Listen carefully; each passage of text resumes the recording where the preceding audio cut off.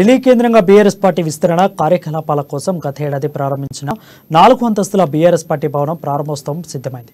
దేశ సమగ్ర వికాసానికి లక్ష్యంగా రైతురాజ్య స్థాపన ధ్యేయంగా ఆవిర్భవించిన భారత రాష్ట్ర సమితి పార్టీ కేంద్రం కార్యాలయాన్ని బీఆర్ఎస్ అధినేత సీఎం కేసీఆర్ రేపు అట్టహాసంగా ప్రారంభించనున్నారు.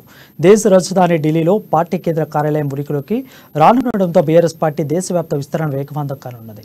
బీఆర్ఎస్ పార్టీ కేంద్ర కార్యాలయ ప్రారంభోత్సవం సందర్భంగా అత్యంత ప్రామాణికమైన వాస్తుశాస్త్ర సూత్రాలను అనుసరించి నిర్మించిన కార్యాలయంలోకి బీఆర్ఎస్ అధినేత కేసీఆర్ వేద మంత్రోచ్చరణల మధ్య పూజా కార్యక్రమాలు నిర్వహించి అడుగుపెట్టనున్నారు.